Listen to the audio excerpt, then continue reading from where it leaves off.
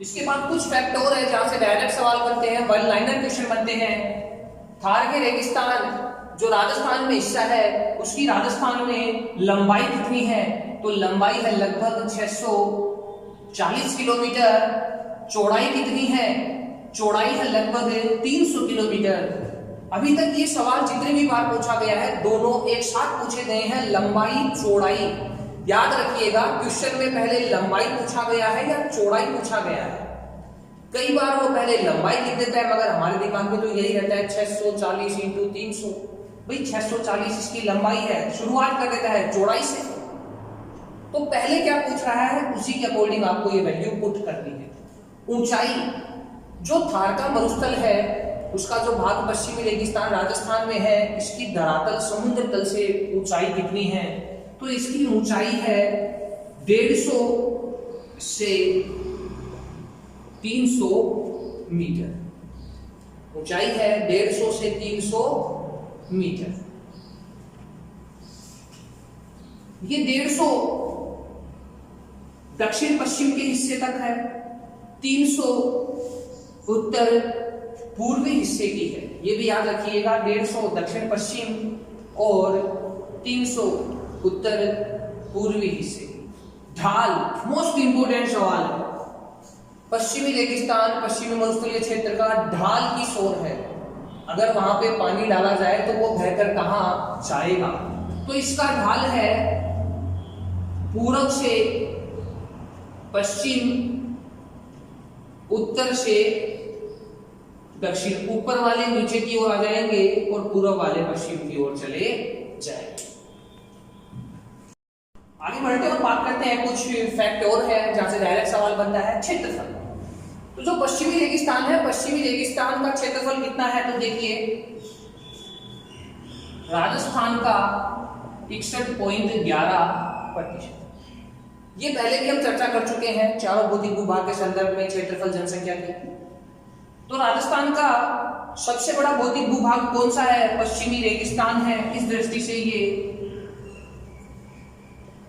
सबसे बड़ा भौतिक भूभाग है। और हम बात करके आए थे पश्चिमी रेगिस्तान थार का कितना है, तो ये था 1,75,000 किलोमीटर स्क्वायर, 3/5 भाग।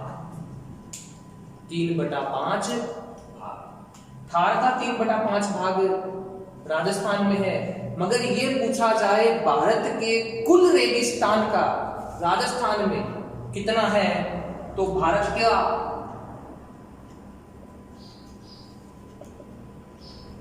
लगभग 80% संदर्भ में ये सवाल है। जनसंख्या, थार के रेगिस्तानी क्षेत्रफल की जनसंख्या थी राजस्थान का 40%। पहले ही हम बात कर चुके हैं कि राजस्थान के कौन से भौतिक भूभाग में सर्वाधिक जनसंख्या पाई जाती है। भौतिक भूभाग की बात कर रहे हैं तो पश्चिमी रेगिस्तान होगा। ये पूछा जाए सर्वाधिक जनसंख्या कहां पाई जाती है, तो सवाल सही होगा हमारा जयपुर। तो जनसंख्या की दृष्टि से सबसे ज्यादा जनसंख्या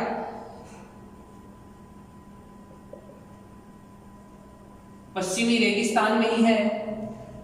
मगर इसी के साथ साथ एक इंपोर्टेंट सवाल और जुड़ जाता है, जनसंख्या तो इसकी ज्यादा है मगर न्यूनतम जनघनत्व है। जगह तो बहुत ज्यादा है मगर उसमें रहने वाले जो लोग हैं वो बहुत कम है। और हमने बात की थी राजस्थान में न्यूनतम जनघनत्व है, सबसे कम जनघनत्व था जैसलमेर का 17। वर्षा, इस क्षेत्र में वर्षा जो होती है वो होती है 0 से 50 सेंटीमीटर। यहां से भी कुछ फैक्ट निकलकर सामने आते हैं। राजस्थान में सबसे कम वर्षा, ये सवाल दो तरीके से पूछा जाता है। राजस्थान में सबसे कम वर्षा किस जिले में होती है और राजस्थान में सबसे कम वर्षा वाला स्थान कौन सा है? तो सबसे पहले बात कर लेते हैं जिला, तो वो जिला है जैसलमेर। अब बात करते हैं स्थान, पर्टिकुलर कौन सी जगह है, तो ये है समगांव और ये भी पड़ता है हमारे जैसलमेर। जो जो फैक्ट है उनसे संबंधित क्या क्या सवाल बन सकते हैं उन्हें साथ ही साथ लेकर चल रहे हैं। कॉपी पेन अपने हाथ में रखिएगा और नोट डाउन करते रहिएगा। आगे बात करें जलवायु, इस क्षेत्र की जलवायु कैसी है, तो देखिए यहाँ की जो जलवायु है वो शुष्क और अर्ध शुष्क जलवायु। यहीं से एक सवाल और सामने आ जाता है कि जो जलवायु है उसकी स्थिति विशेष के संदर्भ में जिस स्थान विशेष पर गर्मी ज्यादा पड़ेगी, सूर्य का प्रकाश ज्यादा होगा, तो वो क्षेत्र जो होता है उस क्षेत्र पर निम्न वायु दाब काम करता है। क्या काम करता है? निम्न वायु दाब। और फेरल का एक नियम था कि हवाओं का प्रवाह उच्च वायु दाब से निम्न वायु दाब की ओर होता है। जलवायु पढ़ेंगे तब इसकी डिटेल से चर्चा करेंगे। अभी के लिए बस आप ये याद रखिएगा कि जब हमारे मानसून काल की शुरुआत होती है, क्योंकि जलवायु का सीधा सीधा संबंध है मानसून से, तो हवाएं समुद्र से स्थल की ओर बहती है और ये हवाएं समुद्र क्षेत्र से बहते हुए कहाँ आती है? हमारे पश्चिमी रेगिस्तान आती है और भारत को पार करते हुए तिब्बत के पठार पर जाती है। इसका क्या कारण था? इसका कारण था निम्न वायु दाब। और ये निम्न वायु दाब जो है ये राजस्थान की जलवायु को बहुत ज्यादा प्रभावित करता है। वनस्पति, इस क्षेत्र में कैसी वनस्पति पाई जाती है? इस क्षेत्र में मरुद्भिद वनस्पति पाई जाती है। छोटी छोटी पत्तियां होती हैं, लंबी लंबी उनकी जड़ें होती हैं, कांटेदार होती है, कैक्टस, केर, बेर। इसी मरुद्भिद वनस्पति को कहा जाता है जीरोफाइटस।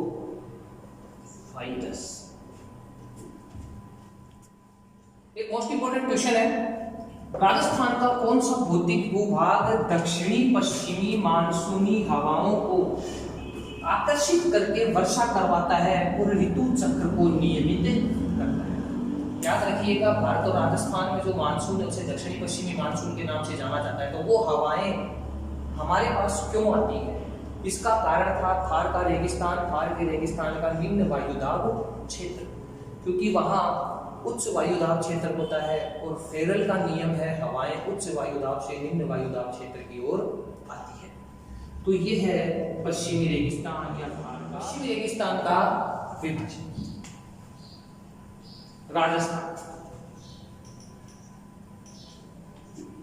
राजस्थान के बीचों बीच से जाती है अरावली पर्वतमाला और अरावली पर्वतमाला के उत्तर पश्चिम में, राजस्थान के उत्तर पश्चिम में स्थित है पश्चिमी रेगिस्तान। तो ये जो पश्चिमी रेगिस्तान है इसका विभाजन, इसे हम कितने भागों में बांट सकते हैं? तो देखिए, अरावली पर्वतमाला के दोनों ही छोर से 50 सेंटीमीटर की वर्षा रेखा जाती है। 50 सेंटीमीटर की वर्षा रेखा। याद रखिएगा, पश्चिमी रेगिस्तान और अरावली दोनों को पृथक करने का कार्य करती है 50 सेंटीमीटर की वर्षा रेखा। वैसे ही इस पश्चिमी रेगिस्तान को भी दो भागों में बांटने का काम करती है 25 सेंटीमीटर की वर्षा रेखा। एक छोर 0 से 25 सेंटीमीटर वर्षा वाला और दूसरा छोर है 25 से 50 सेंटीमीटर वर्षा। तो पश्चिमी रेगिस्तान के एक छोर को कहेंगे शुष्क प्रदेश और पश्चिमी रेगिस्तान के दूसरे छोर को कहेंगे अर्धशुष्क प्रदेश। प्रारंभ में हमने राजस्थान के भौतिक भूभाग का चार्ट बनाया था जिसमें समझा था कौन से भौतिक भूभाग को हम कितने टुकड़ों में बांटकर अध्ययन कर रहे हैं। तो पश्चिमी रेगिस्तान को हम दो भागों में बांटते हैं, शुष्क प्रदेश और अर्धशुष्क प्रदेश। इसी शुष्क प्रदेश को कहा जाता है भारत का महान मरुस्थल और अर्धशुष्क प्रदेश को कहा जाता है राजस्थान प्रांत। चलिए आगे चलते हैं। तो ये जो रेगिस्तान है इसका ये जो पश्चिमी छोर है, रेगिस्तान का पश्चिमी छोर, इस पश्चिमी छोर पर है 10 सेंटीमीटर की वर्षा रेखा। याद रखिएगा 10 सेंटीमीटर की वर्षा रेखा कौन से छोर पर है? पश्चिमी रेगिस्तान, इसके पश्चिमी छोर पर, और यहीं पर तो है हमारा जैसलमेर। तो पश्चिमी रेगिस्तान का विभाजन अभी हमने बात की थी वर्षा रेखाएं, तो जो 25 सेंटीमीटर की वर्षा रेखा है ये पश्चिमी रेगिस्तान को दो भागों में बांटती है, शुष्क प्रदेश और अर्ध शुष्क प्रदेश। शुष्क प्रदेश को ही कहा गया है महान भारतीय मरुस्थल, वर्षा 0 से 25 सेंटीमीटर। तो अर्ध शुष्क प्रदेश में वर्षा 25 से 50 सेंटीमीटर। जलवायु, इस क्षेत्र की जलवायु होगी शुष्क, तो इस क्षेत्र की जलवायु होगी अर्ध शुष्क। सवाल बन सकता है क्षेत्रफल की दृष्टि से राजस्थान का सबसे बड़ा जिला जैसलमेर कौन से भौतिक प्रदेश में आता है? जैसलमेर कौन से भौतिक प्रदेश में आता है? पश्चिमी रेगिस्तान में। और पश्चिमी रेगिस्तान में भी किसमें आता है? शुष्क प्रदेश। 10 सेंटीमीटर की वर्षा रेखा राजस्थान के किस जिले से होकर गुजरती है? तो पश्चिमी रेगिस्तान के पश्चिम में। तो राजस्थान के पश्चिम में क्या था हमारा? जैसलमेर था। तो पश्चिमी रेगिस्तान के अध्ययन में जो जटिलताएं हैं उनका समाधान करते हुए हम इसको छोटे छोटे भागों में बांटकर पढ़ेंगे। तो सबसे पहले हम बात कर लेते हैं पश्चिमी रेगिस्तान के एक भाग शुष्क क्षेत्र की। डायरेक्ट सवाल आता है शुष्क क्षेत्र को क्या उपनाम दिया गया है? अभी हमने बात की थी महान भारतीय मरुस्थल। विस्तार, ये जो शुष्क क्षेत्र है ये कहां कहां फैला हुआ है? तो राजस्थान में शुष्क क्षेत्र का विस्तार है जैसलमेर, बाड़मेर, बीकानेर, जोधपुर, चूरू तथा कुछ भाग नागौर है। जब भी ये सवाल आता है तो फैक्ट आप याद रखिएगा, प्रारंभ के 3 जिले ये शुष्क क्षेत्र में शामिल किए गए हैं। विशेषताएं, इस शुष्क क्षेत्र की विशेषता क्या है? तो विशेषता है रेतीला क्षेत्र, रेतीला क्षेत्र, बालुका स्तूप, वर्षा की न्यूनता, जल की कमी, वनस्पति की कमी। ये सारी विशेषताएं हमें देखने को मिलती है शुष्क क्षेत्र में, और इन सभी विशेषताओं का हमें अध्ययन करना है क्योंकि यहीं से सवाल बनकर हमारे सामने आते हैं। तो सबसे पहले हमने राजस्थान को 4 भागों में बांटा था। पहला भाग था पश्चिमी रेगिस्तान, फिर पश्चिमी रेगिस्तान को हमने वर्षा के आधार पर 2 भागों में बांटा था, शुष्क अर्धशुष्क। उसमें से पहला है शुष्क क्षेत्र। अब हम शुष्क क्षेत्र की विशेषताओं के आधार पर शुष्क क्षेत्र का भी विभाजन करेंगे। तो ये जो शुष्क क्षेत्र है इसका विभाजन करते हैं। यहां से भी शुष्क क्षेत्र के 2 भाग निकलकर सामने आते हैं, एक बालुका स्तूप युक्त क्षेत्र और दूसरा है बालुका स्तूप मुक्त क्षेत्र। इस क्षेत्र से सबसे ज्यादा सवाल बनते हैं बालुका स्तूपों के क्वेश्चन के, और इस क्षेत्र से सवाल बनता है जैसलमेर, बाड़मेर, जालोर आदि की विशेषताओं के सवाल। तो शुष्क क्षेत्र का पहला भाग है बालुका स्तूप युक्त क्षेत्र, मतलब इस क्षेत्र में बालुका स्तूप पाए जाएंगे। ये जो बालुका स्तूप होते हैं इनको कहते हैं सैंड ड्यून्स। अगर हम हमारी आम बोलचाल की भाषा की बात करें तो हम कैसे समझेंगे? तो हम कह सकते हैं इनको रेत के टीले, दोहरे, दरियन वर्ड भी प्रयोग किया जाता है, टीबे, सैंड ड्यून्स जिन्हें कहा गया है बालुका स्तूप। यहां से एक सवाल है जो डायरेक्ट पूछा जाता है कि बालुका स्तूप युक्त क्षेत्र का क्षेत्रफल कितना है। पहले हमने बात की थी पश्चिमी रेगिस्तान के क्षेत्रफल की, अब हम बात कर रहे हैं बालू का स्तूप युक्त क्षेत्र का क्षेत्रफल। तो जो शुष्क क्षेत्र है उसका जो पहला भाग है बालू का स्तूप युक्त क्षेत्र, उसका क्षेत्रफल है 58.50%, हम कह सकते हैं लगभग 60%। बहुत से भाई बहन क्वेश्चन की लैंग्वेज को नहीं समझते हैं तो वो क्या कर देते हैं, वो 61% कर देते हैं। क्यों? क्योंकि उनके दिमाग में पश्चिमी रेगिस्तान का क्षेत्रफल फीडबैक में रहता है। आप पश्चिमी रेगिस्तान और बालू का स्तूप युक्त दोनों को ढंग से पढ़ो, ढंग से समझो। पश्चिमी रेगिस्तान है 61.11%, बालू का स्तूप है लगभग 60%, 58.50%। अब ये जो बालू का स्तूप युक्त क्षेत्र है, यहाँ हमें क्या पढ़ना है?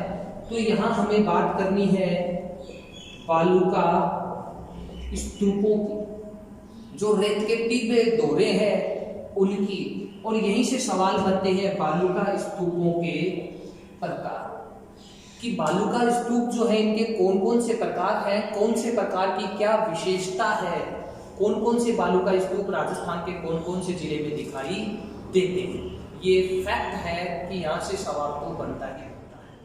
तो जो पश्चिमी रेगिस्तान है, यहाँ बालू रेत का प्रसार है, तो आकार, विस्तार, वायु की दिशा, वनस्पति आदि अलग अलग विशेषताओं के आधार पर बालू का स्तूप को हम अलग अलग भागों में बांटते हैं, अलग अलग नामों से जानते हैं।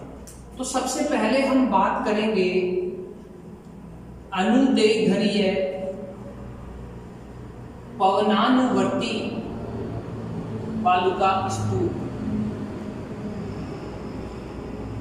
देखिए, या तो आपको विशेषता दे दी जाती है, पूछा जाता है कि ये कौन से बालू का स्तूप की विशेषता है, या फिर आपको नाम दे के विशेषता पूछी जाती है।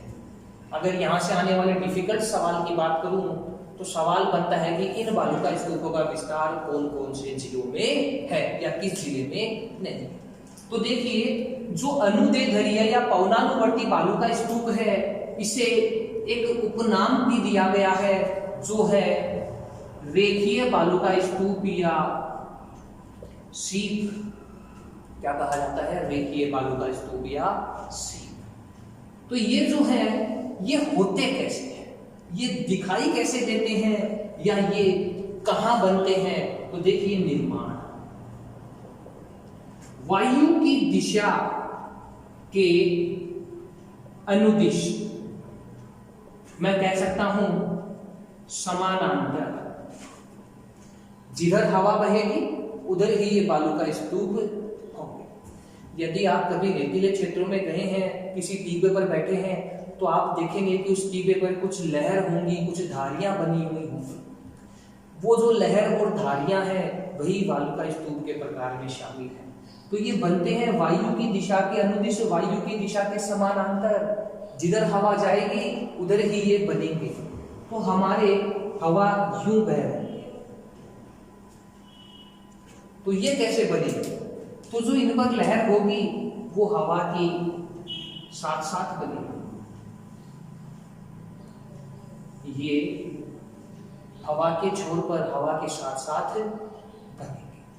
ये बालू का स्तूप है। तो इसका निर्माण किस ओर होगा? इसका निर्माण उसी ओर होगा जिस ओर हवा बहेगी। जिधर हवा जाएगी उधर ही इनका निर्माण होगा। जो लहर बनेगी वो किधर बनेगी? हवा के जाने की ओर। तो ये बनते कहाँ हैं? राजस्थान में अनुदैर्घ्य पवनानुवर्ती बालू का स्तूप कहाँ बनते हैं? तो ये बनते हैं राजस्थान में, खास तौर से जैसलमेर, बाड़मेर। विशेष तौर से ये राजस्थान में बनते हैं जैसलमेर और बाड़मेर में। पवनानुवर्ती या अनुदैर्घ्य बालू का स्तूपों की विशेषता क्या है? तो इनकी विशेषता है इनका आकार। इनका आकार बड़ा होता है, बड़े बड़े विशाल होते हैं। 100 मीटर तक, 150 मीटर तक, 300 मीटर तक। ऊंचाई 20 मीटर, 30 मीटर, 40 मीटर, 50 मीटर तक इनकी ऊंचाई चली जाती है। तो इनका आकार इतना बड़ा है, इसी कारण इन बालूका स्तूपों को कहा गया है स्थायी। एक बार ये बालूका स्तूप जहां बन गए वहां बन गए। कौन बनाता है इन्हें? हवा बनाती है, कहीं और से मिट्टी उठा के लाती है और यहाँ छोड़ देती है। परत दर परत दर परत दर परत मिट्टी की परत जमती जाती है। कुछ सालों के बाद बालूका स्तूप दिखाई देते हैं। तो आकार इनका बड़ा होता है, ये स्थायी होते हैं। एक बार जहां बन गए वहां बन गए, फिर वापस वहां से हिलते नहीं है। इन्हीं बालूका स्तूपों के कारण, इसी विशेषता के कारण जैसलमेर और बाड़मेर जो है, इन्हें कहा गया है पूर्ण मरुस्थलीय जिले। राजस्थान के 12 जिलों को मरुस्थलीय जिला घोषित किया गया है, मगर याद रखिएगा पूर्ण मरुस्थलीय जिला किसे कहा गया है? जैसलमेर और बाड़मेर को। क्यों? अनुदैर्ध्य पवनानुवर्ती बालूका स्तूपों की उपस्थिति के कारण। बालूका स्तूप की बात करते हैं। अनुप्रस्थ बालूका स्तूप निर्माण पवनों की दिशा के समकोण पर या लंबवत, पवनों की दिशा के समकोण पर, डायरेक्ट सवाल आता है ऐसा, पवनों की दिशा के समकोण पर बनने वाले बालूका स्तूप कहलाते हैं अनुप्रस्थ बालूका स्तूप। कारण क्या है कि कुछ बालूका स्तूप तो पवन की दिशा के समानांतर बनते हैं, मगर ये समकोण पर बनता है। तो इसका कारण है दीर्घ काल तक हवा का एक ही दिशा में चलना। तो देखिए कैसे होते हैं। अगर पवन इस छोर पर चल रही है तो या तो ये ऊपर की ओर उठते हुए बनेंगे या नीचे की ओर झुकते हुए बनेंगे। कहने का मतलब उसके मार्ग के बीच में बाधा डालते हुए ये बनेंगे। ये बनते कहाँ? अनुप्रस्थ बालूका स्तूप पश्चिमी रेगिस्तान में कहां कहां फैले हुए हैं? तो देखिए जैसलमेर में है पोखरण, बाड़मेर में है बालोतरा, बीकानेर में है देशनोक, हनुमानगढ़, और हनुमानगढ़ में है रावतसर। शेखावाटी क्षेत्र में भी कहीं कहीं अनुप्रस्थ बालूका स्तूप देखने को मिलते हैं। परखान बालूका स्तूप, इन्हें अर्धचंद्राकार बालूका स्तूप के नाम से भी जाना जाता है। सबसे ज्यादा परखान से यही सवाल पूछा जाता है, अर्धचंद्राकार बालूका स्तूप। ये गतिशील बालूका स्तूप भी कहलाते हैं। गतिशील, एक जगह नहीं रहते, आज यहाँ है कल कहीं और, 2 दिन बाद में अपना स्थान बदल लेंगे। इनका निर्माण भी हवा की दिशा के साथ साथ होता है, मगर ये अपना स्थान बदलते रहते हैं। विशेषताओं की बात करें तो ये आकार में छोटे होते हैं। इनकी हाइट 10 से 20 मीटर होती है और इनकी चौड़ाई 100 से 200 मीटर तक होती है। स्थान बदलते रहते हैं, इसीलिए इन्हें अस्थायी कहा गया है। आकार कुछ ऐसा आपको अर्धचंद्र के समान दिखाई देगा। रेत के ऊंचे ऊंचे टीबे से होंगे, मगर वो जो टीबे बनेंगे वो एक साइड से अपने आप को कवर करेंगे और उनका एक साइड से हिस्सा खाली रहेगा। आपको कुछ ऐसे दिखाई देंगे वो जमीन के ऊपर धरातल ये चित्र पे, तो एक साइड से इनका हिस्सा खाली रहेगा। इनका विस्तार राजस्थान में कहां कहां है? तो बरखान या अर्धचंद्राकार बालूका स्तूप का राजस्थान में विस्तार, इनका सर्वाधिक विस्तार बीकानेर संभाग में देखने को मिलता है। अर्धचंद्राकार बालूका स्तूप राजस्थान में सबसे ज्यादा कहां पाए जाते हैं? बीकानेर संभाग में। बीकानेर संभाग में भी अगर बात करें तो सबसे पहले बात करते हैं बीकानेर की। तो बीकानेर में ये हमें देखने को मिलते हैं लूणकरण सर और करणीमा। इसके बाद बात करते हैं गंगानगर की। तो गंगानगर में ये हमें देखने को मिल जाते हैं सूरतगढ़। आगे बात करते हैं चूरू की। तो चूरू में ये हमें दिखाई देते हैं भालेरी के आसपास। आगे बात करते हैं हम जोधपुर की, और जोधपुर में ये दिखाई देते हैं हमें फलोदी क्षेत्र। देखिए अभी जो सवाल बनने लग गए हैं वो पर्टिकुलर जगह के संदर्भ में बनने लग गए हैं। आपको बालू का स्तूप का नाम देके जगह पूछिएगा या 2-3 स्थानों का नाम देके पूछेगा यहाँ कौन सा बालू का स्तूप पाया जाता है। बीकानेर के अंदर लूणकरणसर जो है ये मूंगफली के लिए फेमस है। सर्दियों में आप खूब खाते होंगे गुड़ के साथ, गरीब का बादाम। इसी कारण इस लूणकरणसर को कहा जाता है राजस्थान का राजकोट।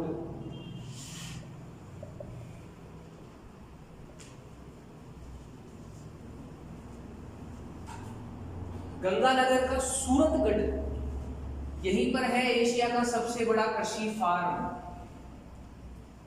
एशिया का सबसे बड़ा कृषि फार्म जो कि सूरतगढ़ में है, ये कब बना था? एशिया का सबसे बड़ा कृषि फार्म सूरतगढ़ में कब बना था, किस देश की सहायता से बना था, ये सवाल लगातार पूछा जा रहा है। तो सूरतगढ़ कृषि फार्म का निर्माण 1956 में किया गया था और ये रूस देश की सहायता से हुआ था। पैराबोलिक बालू का स्तूप ये संपूर्ण राजस्थान में पाए जाते हैं। रेत के छोटे छोटे टीबे आप लोगों ने देखे होंगे जो पास पास होते हैं, इन्हें ही पैराबोलिक बालू का स्तूप कहा जाता है। अगला है हमारे स्टार बालू का स्तूप।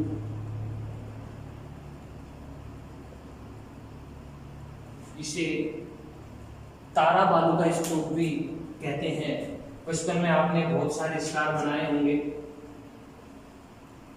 बच्चों को शौक होता है, जैसे वो कोई नई एक्टिविटी सीखते हैं, पूरे दिन बस कॉपी किताबों पे दीवारों पे तारे बनाने शुरू कर दीजिए। कुछ ऐसा ही ये है। यहाँ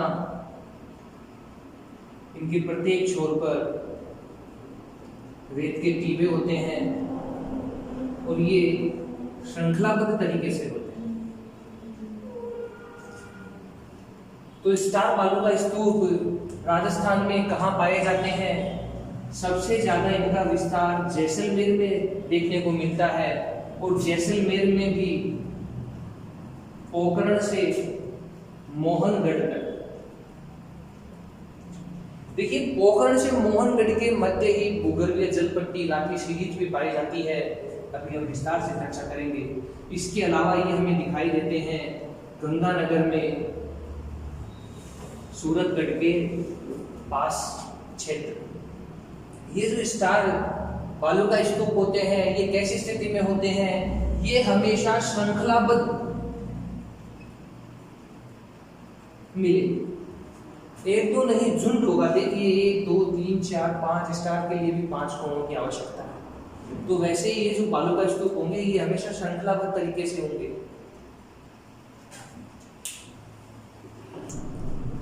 अवरोधी बालू का स्तूप, नाम से पता चल रहा है अवरोध या बाधा के कारण बनने वाला। तो किसी पहाड़, पेड़ या झाड़ी के अवरोध के कारण ये बालू का स्तूप निर्मित होते हैं। हवाएं अपने साथ धूल मिट्टी के कण लाती है और इनके पास में जमाना शुरू कर देती है। कुछ वर्षों के बाद इनका आकार बड़ा होने लग जाता है। पहाड़ियों के समीप स्थित टीले या टीबे अवरोधी बालू का स्तूप का उदाहरण है, याद रखिएगा। ये खास तौर से कहाँ देखने को मिलते हैं? तो ये देखने को मिलते हैं अजमेर, जयपुर, सीकर, शेखावाटी क्षेत्र में। बाड़मेर और जालोर का जो पहाड़ी क्षेत्र है वहां भी अवरोधी बालू का स्तूप दिखाई देते हैं। अंतिम बालू का स्तूप है शब्र या काफीज बालू का स्तूप। शब्र झाड़ी, पश्चिमी रेगिस्तान में छोटी छोटी कंटीली जो झाड़ियां हैं उनके समीप जो बालू का स्तूप बनते हैं उन्हें शब्र या काफीज बालू का स्तूप कहा गया है। दोनों में अंतर क्या है? दोनों में अंतर है आकार का। ये आकार में बड़े होते हैं और ये छोटे आकार वाले होते हैं। तो पश्चिमी रेगिस्तान में जो शब्द या काफिज बालू का स्तूप है ये संपूर्ण रेगिस्तान में हमें दिखाई देते हैं, संपूर्ण रेगिस्तान में ये देखने को मिलते हैं। तो कोई छोटी सी कंटीली नुकीली झाड़ी है, उसके पास जो धूल मिट्टी के कणों के जमाव होने से बालू का स्तूप बनेंगे, उन्हें हम शब्द बालू का स्तूप या काफिज बालू का स्तूप। ये किसी पेड़ के पास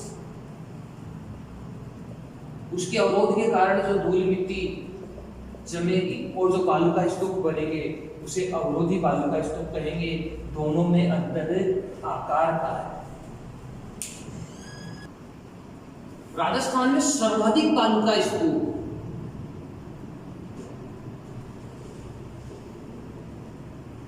देखिए, पूरे राजस्थान में सबसे ज्यादा जो बालू का स्तूप है वो हमें देखने को मिलते हैं जैसलमेर जिले में। और हम लोग बात कर चुके हैं कि राजस्थान के पश्चिमी रेगिस्तानी के 12 जिलों को मरुस्थलीय जिला घोषित किया गया है, मगर पूर्ण मरुस्थलीय केवल 2, जैसलमेर और बाड़मेर। सर्वाधिक बरखान बालू का स्तूप। देखिए, ये सवाल ड्यूल लैंग्वेज में बनता है, केवल एक शब्द के हेरफेर से आते आते भी ये गलत हो जाता है।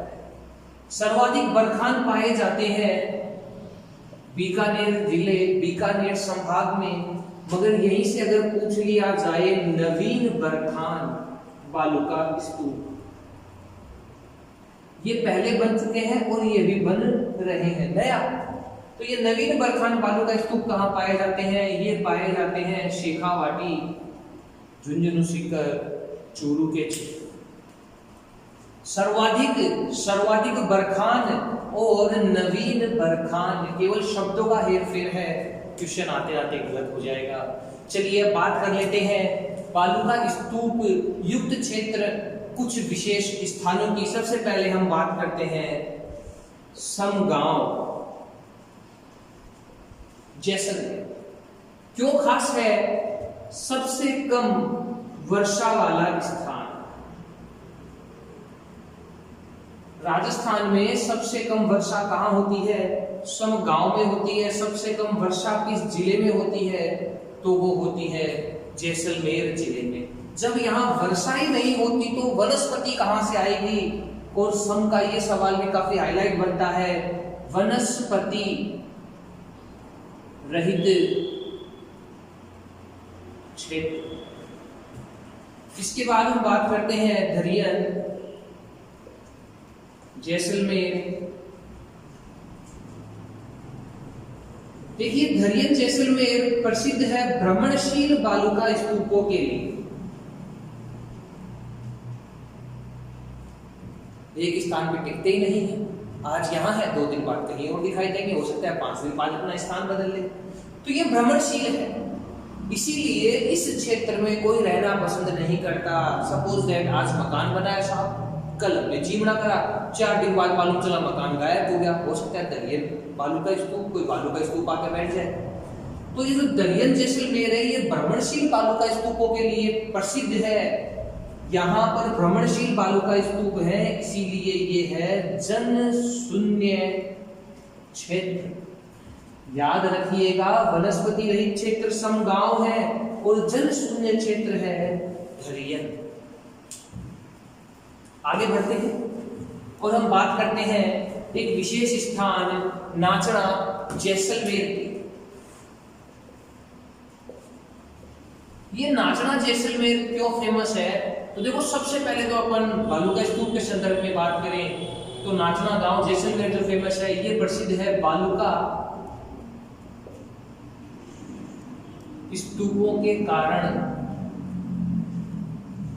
मरुस्थल का विस्तार। राजस्थान में मरुस्थल का विस्तार और प्रसार कहाँ हो रहा है? पश्चिमी रेगिस्तान का नाचना जैसलमेर। ये मरुस्थल के विस्तार, मरुस्थल के प्रसार के लिए प्रसिद्ध है।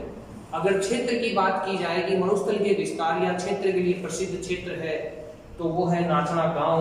अगर पर्टिकुलर जगह की बात की जाए, क्राइटेरिया के हिसाब से बड़ी जगहों की बात की जाए तो वो आएगा शेखावाटी क्षेत्र। याद रखिएगा, मरुस्थल के विस्तार या प्रसार के लिए प्रसिद्ध स्थान है नाचना गांव जैसलमेर। अब दूसरी बात करते हैं, ये नाचना गांव जैसलमेर प्रसिद्ध क्यों है? ये प्रसिद्ध है ऊंट के लिए। यहाँ के ऊंट बड़े ही फेमस है, नाम से पता चल रहा है नाचना। देखिए जो ऊंट है, ऊंट को राज्य सरकार द्वारा एक विशेष दर्जा दिया गया है। बात है 30 जून 2014। ऊंट को पशुधन श्रेणी में, याद रखिएगा, पशुधन श्रेणी में राज्य पशु घोषित किया गया है। केवल राज्य पशु याद नहीं रखना है, पशुधन श्रेणी में राज्य पशु घोषित किया गया है ऊंट को। अगर बात करूं केवल राजस्थान के राज्य पशु की, तो राजस्थान का राज्य पशु है चिंकारा, जिसे गजेला भी कहा जाता है, छोटा हिरण है, एंटीलोप प्रजाति। ऊंट का वैज्ञानिक नाम क्या है? ऊंट का वैज्ञानिक नाम क्या है, ये आप मुझे कमेंट बॉक्स में बताएंगे। ऊंट का वैज्ञानिक नाम, देखिए ऊंट को रेगिस्तान का जहाज कहा जाता है, ये इसका उपनाम है।